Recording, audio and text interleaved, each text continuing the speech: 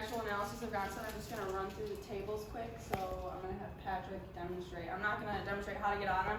But first we're going to go over the knee chest table. We use the knee chest table, cervical chair, high-low, pelvic bench, and a slot table. We don't have a high-low or a slot table here, so we're just going to make do. It will be at the seminar tomorrow. They will have all the tables for the set there, but we're just going to introduce the tables real quick. So first I'm going to introduce this one because this is what we call the great equalizer table, and that's because any patient can be adjusted on this, especially if they're bigger than you. It helps a lot because I don't have to worry about them rolling off the table or feeling just like unstable, that kind of thing. So I'll just have you get on it and just show you guys kind of what it is.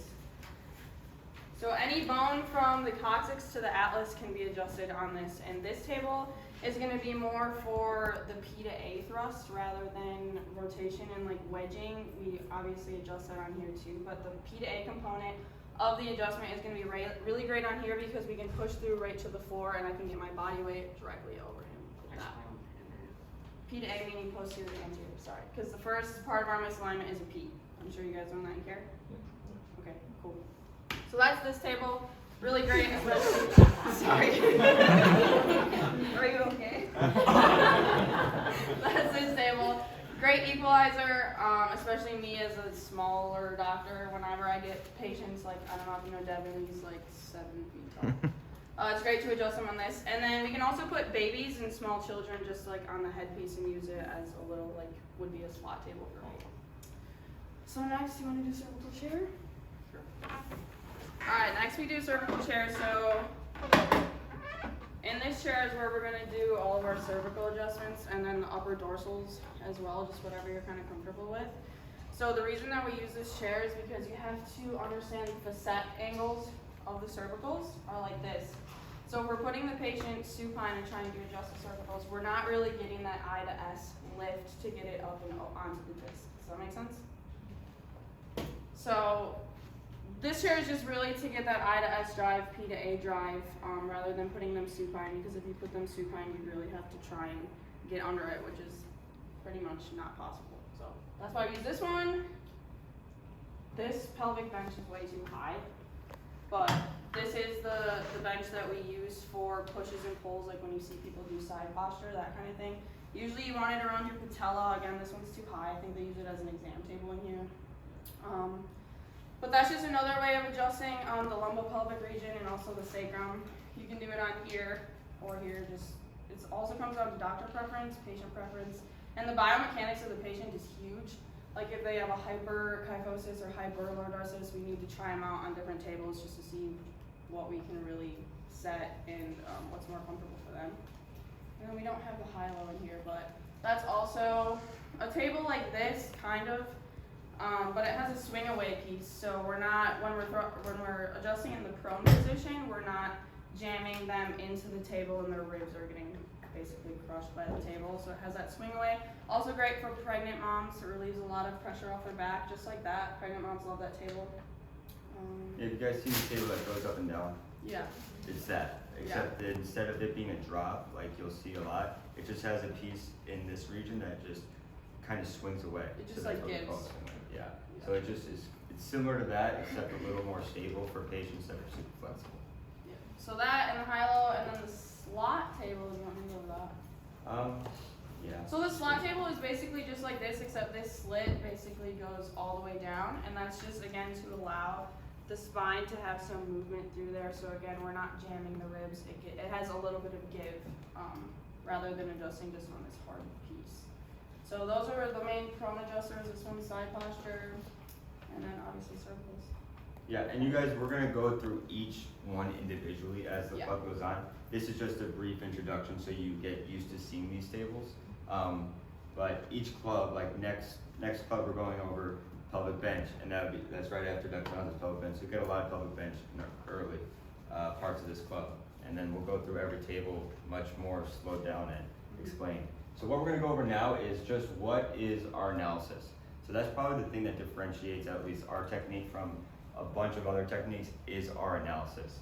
Because as you can see here, we use at least these 6 different points to point us in the direction of what to adjust and how to adjust it. Normally other techniques will utilize 1, 2, or 3 of these 6. So the fact that we utilize all 6 of these, it kind of makes us more confident in what we're doing, that we're going to do what's best for the patient. So that's what makes our analysis a little bit different.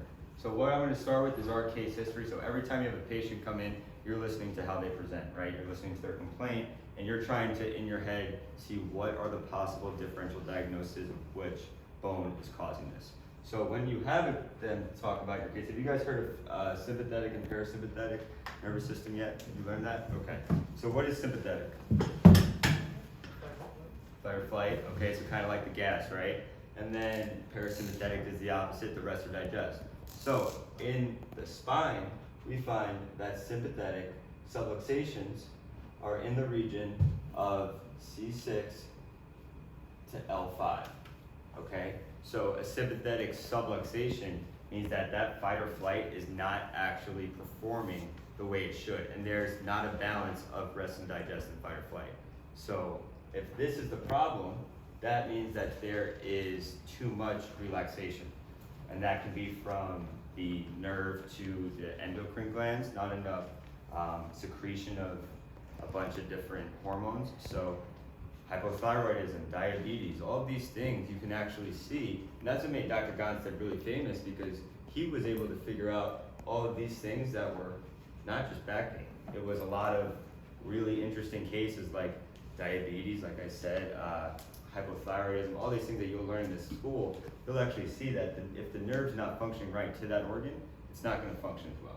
Okay, so in that case history, we can start to see which one of these it is. Also pain patterns. If it travels down the back of the leg instead of to the knee, that's telling you a different segment's probably responsible. So understanding these things are very important. Headaches as well. Who knew that there are different types of headaches? So a headache here is probably an upper cervical, which, can you point to an upper cervical? So a headache on this side is probably from that area.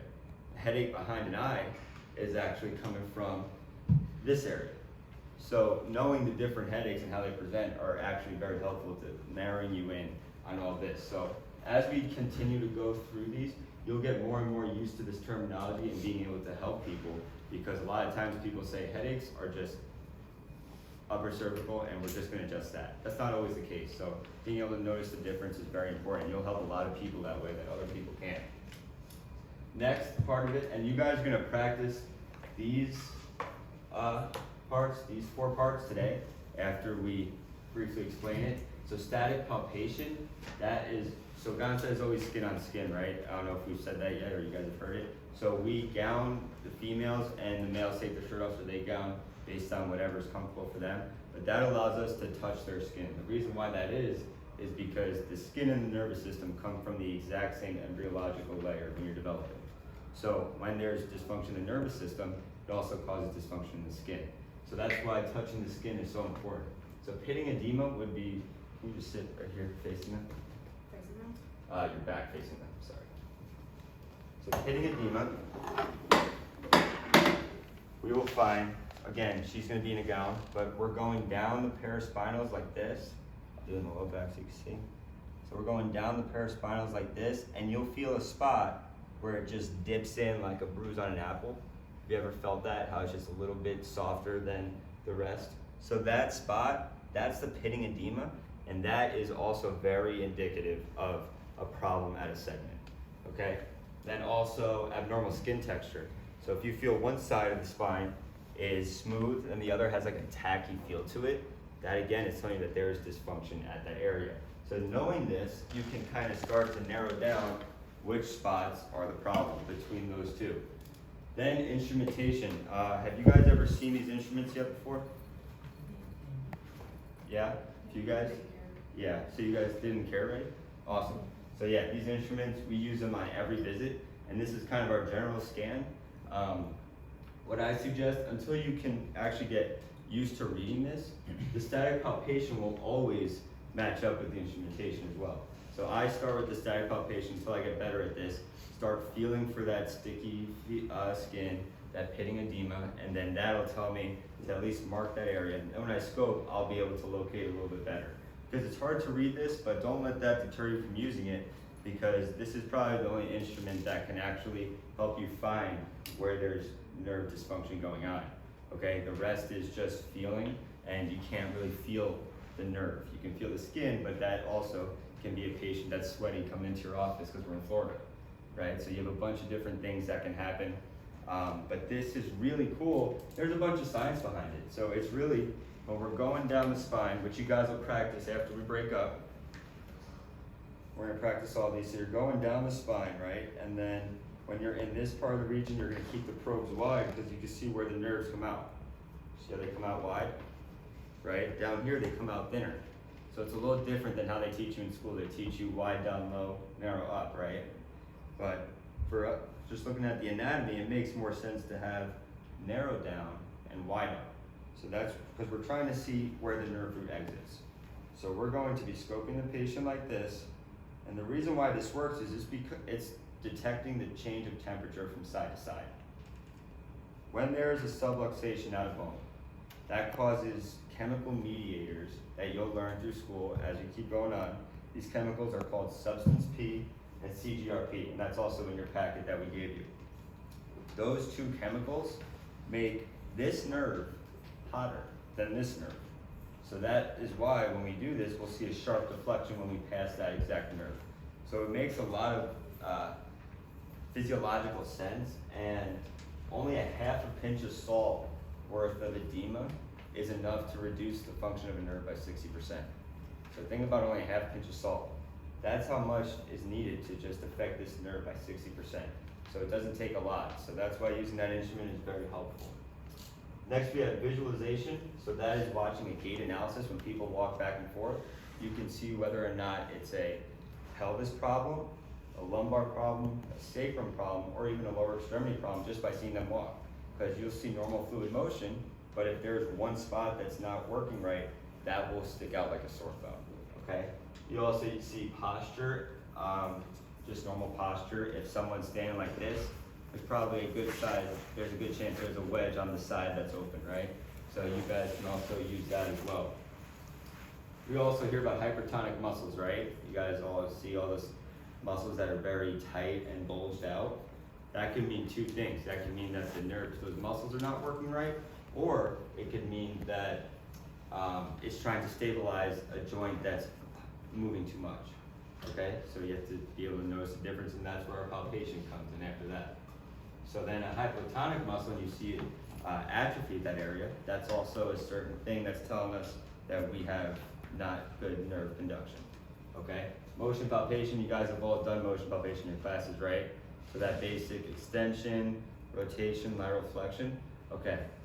So we won't talk about that too much. But we are going to worry about the beginning of the joint, not the end of the joints, because the most problematic part is when it doesn't move in the beginning, not at the end, all right? And then we use our x-ray analysis as well, because this is a complete blueprint of how the patient presents. So you don't want to take any guesses when someone comes in your office and they're in a lot of pain and they've been to 4 other chiropractors and nothing's worked because they haven't x-rayed them, okay? That's normally what you see in a lot of Gonstead offices is people come at their last wits. And you see some amazing stories that when you go to seminars, they're talking about just people that were at the verge of committing suicide because they couldn't deal with pain anymore. The only difference between that doctor and the doctor that they've seen before is they took a film. And they could see that there's something going on either congenitally or just structurally that was not addressed. Okay, so never be afraid to take the film because it is very, very important.